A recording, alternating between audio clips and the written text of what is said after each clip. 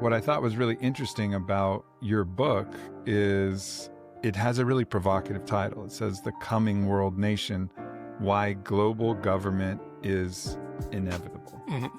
So your hypothesis is that we're either going to go to empire or we're going to go to what you call the philosophical empire, or this kind of protopian version of what I would call the kingdom. Is that fair to say? Well, the underlying idea is that the forces driving globalization are inevitable and they're part of a natural flow of life on the planet. So there's a certain evolutionary destiny to global government. The question is which side of the archetype is going to be expressed, that shadow side representing the empire, which is what it looks like today. When you look at the forces driving globalization, you tend to think of them as these nefarious forces or imperial forces. But then there's also, I think, something that's being lost in our current debate about globalization. They're missing a sense of idealism about what that could also look like as far as the ideal form of government.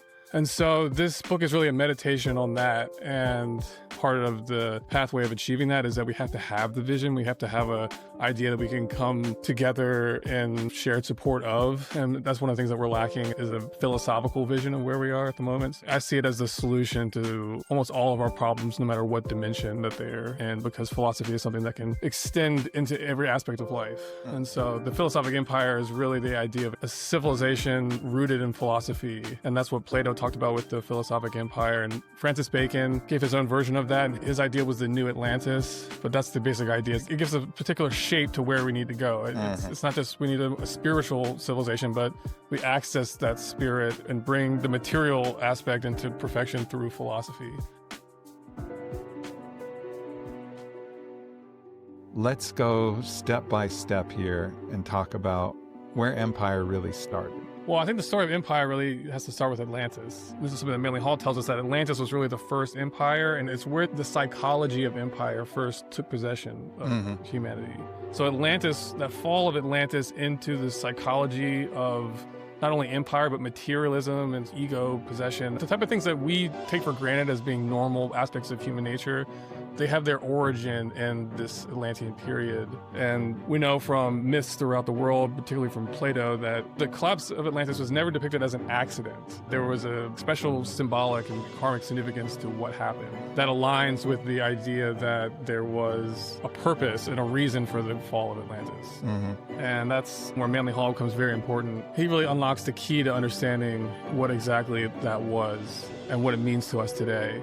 In philosophy, particularly esoteric philosophy, Atlantis is not just a pre-Diluvian civilization, but it really represents a previous cycle of mankind, a previous evolutionary stage, and it also represents a type of karmic baggage that we've been carrying ever since, with a reincarnation concept applied, but also an understanding of time cycles. Atlantis represents a previous time cycle, and so now we're in the successor time cycle to Atlantis, and that involves an inheritance of what happened before and a need to deal with and transmute the unredeemed elements of the past. And in the book, I developed this theme of the Atlantean archetype is re-expressing itself in this new context of our civilization today. And many of the themes of the downfall of the Atlantean Empire are expressed not only in the American Empire, but in the rise of every empire of the past. America as the global empire is sort of the final stage of this. So there's this whole idea of a karmic relationship between then and now. There seems to be a relationship now between what we're experiencing today and what happened this half cycle ago. The demise of Atlantis seems to have created a karmic power within the human soul, within the evolving human spirit. Within all the subsequent empires that form, there's a little bit of the Atlantean story that plays out again in each, the rise and fall of them. All right, so let's fast forward then, and let's talk about the empires that we have real historical accounts of, and then how those transitioned into where we are today. So the first modern wave of empires that you could say were the direct precursor of what we have today is the Greek and Roman empires. Because in Greece and Rome, there was the rise of oligarchy over monarchy. And then you also had the beginning of modern capitalism beginning around that time. And the institution of capitalism, the story of that actually ties directly to the story of oligarchy and empire. Because before capitalism and the privatization of banking and wealth and trade, everything was done by the state. So everything was integrated within a social unit. And it's in the rise of these empires of Greece and Rome. That's when we begin to see one particular caste, the wealth-owning class, rise as the dominating force in society. And they adopt a system of finance and economics that's particularly premised on expansion and centralization. That's what the empires of Greece and Rome were. They were this almost parasitic, highly extractive system that would expand and then consolidate, expand and consolidate. It's this idea of the centralized group can own the wealth of society and control the government, but act as an autonomous source. It doesn't really see itself as part of society. It sees itself as a caste apart. Like, that's a state of psychology that didn't used to exist before this particular period. And you can trace a lineage from Rome to Venice, and then eventually winding its way over to Britain, where the first central bank was established. And when our country was founded, the oligarchy behind that system begins to covertly undermine the American nation and chip away at its sanctity. And its goal was to set up its own hub and its own headquarters in America, becoming eventually the Federal Reserve. Their goal was to keep the American democracy in place, but latch another system on top of it, and that became the driver of what became the American Empire. In many ways, the American Empire that we live in today is the forward extension of the British Empire that came before, which is the forward extension of the Venetian Empire, which is a forward extension of the Roman Empire. So it's been this wave of empires. The founding fathers who spearheaded the rise of the American vision, the American ideal, were trying to create a system to end this cycle of empires, which had plagued humanity for thousands of years. And so there was this attempt to design a mode of government that would forestall that. But what ended up happening is that the financial class in Britain, they kept trying to find ways into America after the revolution. And the whole story of the 1800s, which very few people know about, is the story of this capitalist oligarchy from Europe that was seated in Britain, trying to make inroads into America. And then with the founding of the Federal Reserve in 1913, they had their great victory. But there was many different attempts. And in the beginning, America was able to forestall those, but eventually, through the engineering of economic crises and depressions, they were able to gradually gain command of the political class and corrupt the nation state from within. But when they had their victory, they didn't dismantle the nation state, they just put themselves on top of it. It's like a parasite, very much. So they kept the Constitution intact, but then they added their own features which were not part of the original vision of the founding fathers. And this became the beginning of the empire, because once they had that in place, they began to re-engineer American society around a military-industrial complex. And that's the story of World War I and World War II. So that's the baseline of the situation that we live in, is that we have our nation state and we have a world of nation states, but now also we have this oligarchy enthroned in America, and they use the resources of nation states to create a global empire. They go into nation states and subvert all of the resources, rob the populace of that, then use that to control them and exploit them, right? Now, there's an aspect of World War II that almost nobody talked about, and that's a story about what happened in Nazi Germany. When we think about Germany, we always think about the Nazis, but the Nazi party was actually only the outer form. Inwardly, it had its own equivalent of a deep state, which was called the SS. And the SS had basically rejected the mainstream scientific ideas and belief systems of the West. And they became very interested in formulating their own sort of custom Germanic, Teutonic mythology for themselves.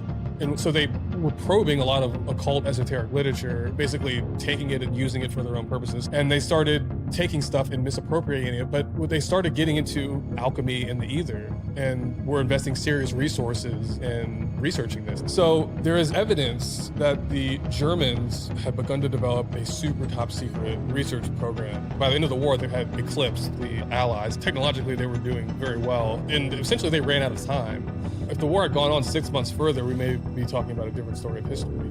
But the SS were experimenting with the ether, but they were explicitly trying to weaponize it. And as the war went on and it became clear that the Nazi leadership, they were not going to win the war, then the SS, which was not run by Hitler, but by a guy named Heinrich Himmler, took over the war effort. So by the very end of the war, they were putting all their resources into the development of these weapons. And the institution that they founded to serve as the home of this research project, it was called the Kammlerstab, and it was run by a guy named Hans Kammler. He was an engineer.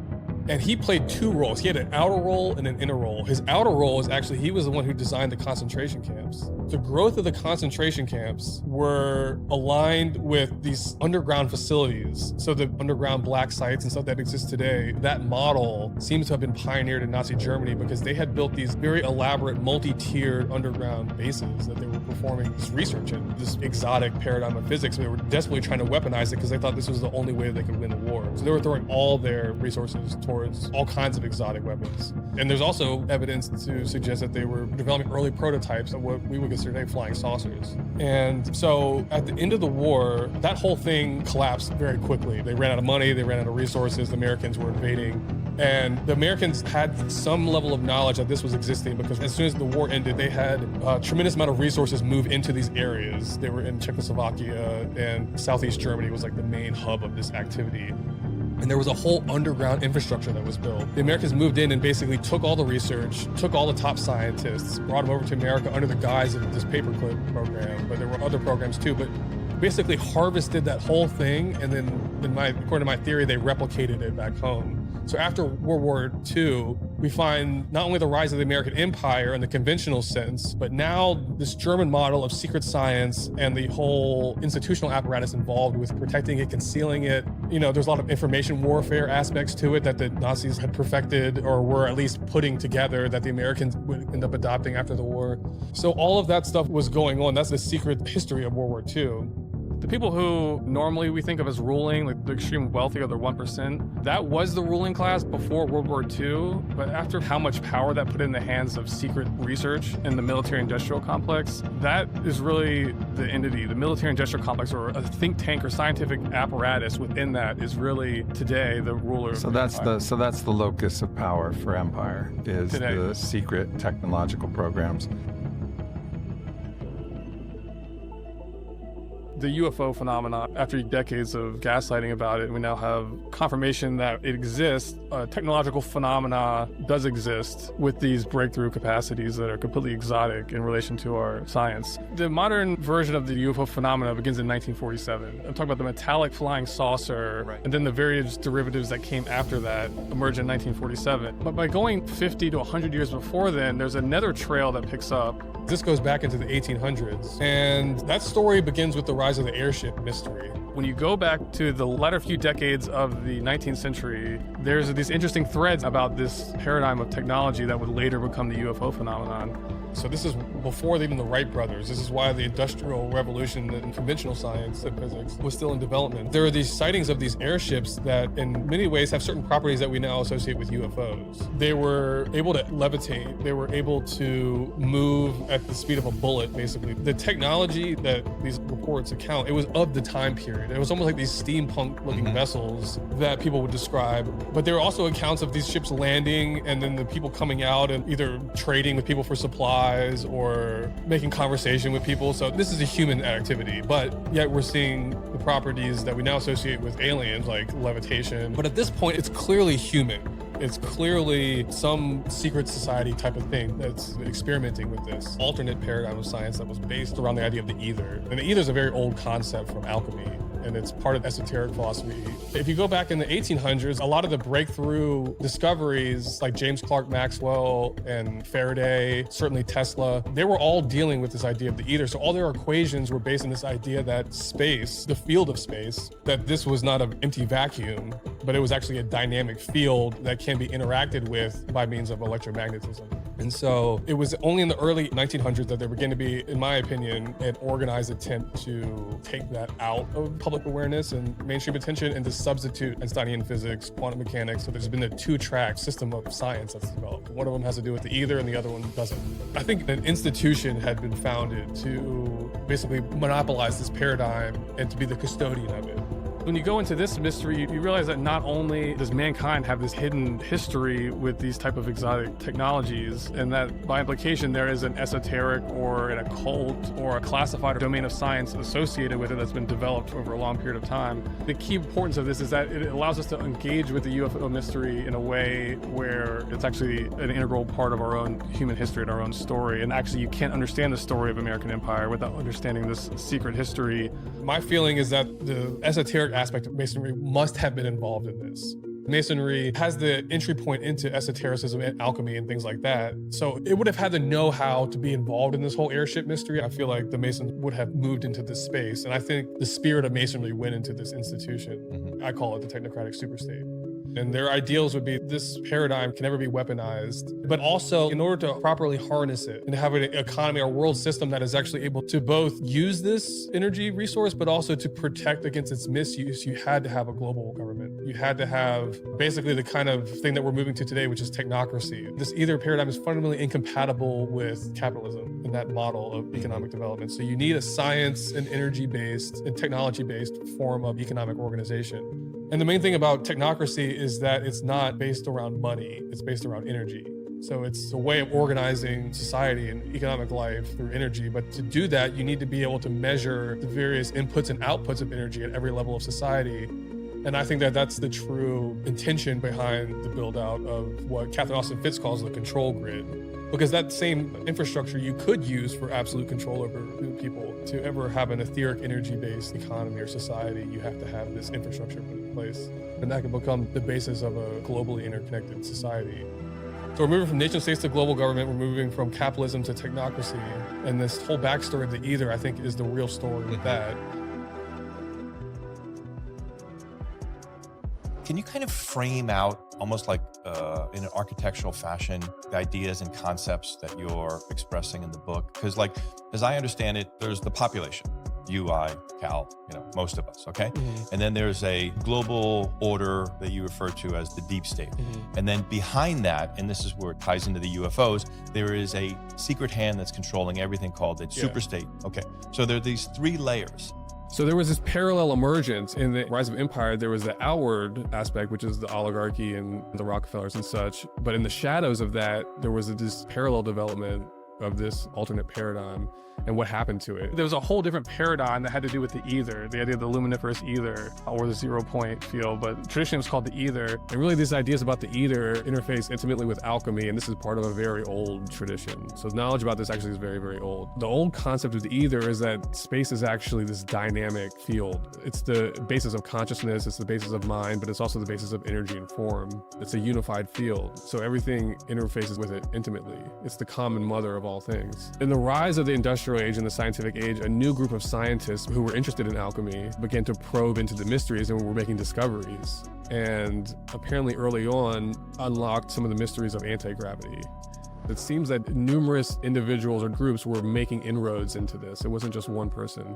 So there was this emergence of awareness and experimentation, but right around the turn of the century, it begins to incrementally disappear and it gets replaced with Einstein. The institution that emerged to take charge of this etheric energy paradigm, its mandate was to keep itself secret, not just from the general public, but even more importantly from this emergent oligarchy. Oh, interesting. Because we know that oligarchy never had access to it because they never used it. When you go into their documents, they don't have any awareness of it. There's no evidence to suggest that they took control of it and were using it. It seems to have been kept separate by something that was now riding in the shadows or the coattails of this imperial force that was emerging in America. So we basically have something happened in America that emerged in the late 1800s and very early 1900s that became a secret scientific governance institution. And I think it existed independently of what we call the deep state and the rise of the deep state, which will become the driver of American empire. When you look at the past 100 years of American empire, like everything that we've accomplished has been done on the level of conventional warfare. There has been no mention of this deeper aspect. So this thing really concealed itself behind the rise of American empire. And it's incrementally surfacing itself through this gradual revelation of the UFO mystery. Because when you pull that thread to its full extent and you unravel the whole thing, I don't think you come to aliens. I think you come to alchemy and basically a secret governance institution that has emerged, which is keeping itself secret not only from the outer society, but actually from all these various sectors of the deep state who are never read into it. So you think that potentially the deep state and this technocratic superstate are actually distinct entities, or do you think that they're one and the same and working together? No, I think they're distinct entities, and that the technocratic superstate infiltrates the deep state in the same way the deep state infiltrates our outer society. This process of globalization, as we're moving into it, we're also moving from capitalism, and we're moving into this new environment that's really post-capitalistic, and a lot of people describe it as technocracy. In my view, as technocracy develops, this secret scientific institution will reveal itself as the leader of this. So I think what the ultimate purpose of the UFO, or the ultimate destiny of the UFO revelation is going to be, is the revelation of this institution. And this is going to play a major part in the governance of the global government that we're moving into. So there's basically, the way I see it, 4 levels that we have to layer on as we track the development of civilization through time. And one of them is the lower level of the public, the history that we know and learn in school. Then there's the story of the oligarchy and the empires emerging through time. And then we have this level of what I call the technocratic superstate, which emerged in the late 1800s, early 1900s, that consolidated etheric energy. But then there's this other story, which is the esoteric, the lineage of the mystery schools. If we go back and look at the origin of the mystery schools, go back to tribal civilization, the mystery schools originate in the shamanistic medicine men, the earliest priesthoods. It's a pattern of knowledge that is developed from inward experience. The sacred knowledge of the old priesthoods. It's about metaphysics, the secret laws of nature. And this was bestowed to man early on from the hierarchy, the angelic sphere that surrounds our planet, the gods, so to speak. The receptors of this tradition were the shamans, the medicine men of early tribal society. The knowledge about this was bestowed internally through conscious experience, through going out of body, through transcendent meditation and things like that. So that's the origin of where this system of knowledge comes from. Plato and Pythagoras, Gautama Buddha, Lao Tzu. When you get beyond the mythology of these figures, they were actually all intimately related to the mystery schools of their time and day. They were all initiates of it. Mm-hmm. So as classical civilization fell, and with the rise of the modern age of Christianity, which actually coincides with the age of Aries moving into Pisces, that old tradition had to go underground. It was forced underground because of the church's hegemony. There was an extreme amount of persecution. And some of this is told with the Templar story. And there are other stories that are less well known, but were significant at the time in terms of attempts to revitalize this ancient philosophic wisdom tradition throughout the development of the Middle Ages, and that were squashed ruthlessly by the church in their ambitions. And so different factions of these groups would kind of go underground. So they had to go underground for survival. So in this environment, the secret societies, it was like a forced move. With that said, there was also offshoots of it as well that were not authentic versions.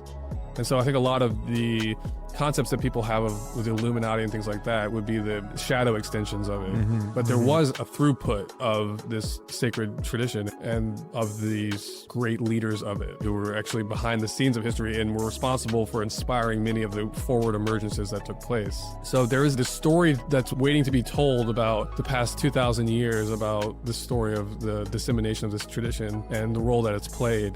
But this fourfold level, each of these equates to an element. And together, this is the archetypal caste system. Oh, interesting. Yeah, so there's the earth level, which is the general public, the working classes. Then there's the water level, which is the aristocracy. Then there is the fire, which is traditionally the governance, the state, the warrior caste. And then the highest level is the priesthood, or the Brahmin class. And this is this lineage that Manly Hall represents. He is a gateway into that level. And he tells the story, and he was very careful about the way he said it, but he gives you certain hints. In the traditional esoteric philosophy, the type of knowledge that's preserved there, the sacred arcanum, it has to do with the spirit laws of nature, the spirit laws of the solar system, the cosmos that we exist in, the laws that must be obeyed, because if you violate them, you remove yourself from the life energy. The flow of life energy moves according to this law. So if you remove yourself from this, then you physically cut yourself off from the source energy, and then inevitably you bring your own decline. So there's this cosmic justice, ultimate cosmic justice. If you also look at what's taught, it's ideas about the earth being a great temple of initiation for souls to come into, learn through experience, grow in wisdom. And there's certainly this idea of reincarnation. So in this view, the earth is a developmental system of consciousness. This whole story that we're going through, this whole saga, is really this great meditation taking place within the mind of God. Yeah. And all of this ultimately consolidates into the idea of one God moving inward into itself for its own great cycle of experience. Yeah. And all of this introduces the idea of cycles. There's this one great cycle of existence, and there's subcycles, many subcycles. And so this idea of cycles becomes very important, and there's different ways you can measure time cycles, and there are many different ones that are overlapping.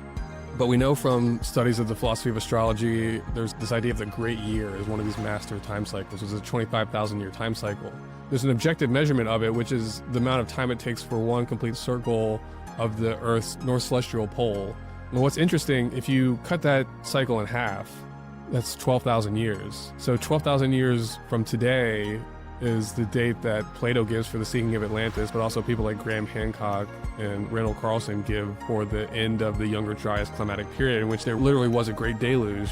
And so there was a great resetting of the earth. So today we're exactly 1/2 cycle away. In this 25,000 year cycle, we're reaching a major archetype point, which is associated with this drawing of mankind into the moment that we're in, which is on the cusp of global civilization. You said we're like about at the 12,000 year halfway mark. Is that what you said earlier? Well, in the reading of the cycle, you can look at the fall of Atlantis as being the halfway point, and now we're coming to full circle of harvesting that experience. Oh. Because that midpoint is like the nadir point of the cycle. That's the bottoming out phase. And then there's this upward trajectory since then. So before that, there was the connection of civilization, but the corrupting of it.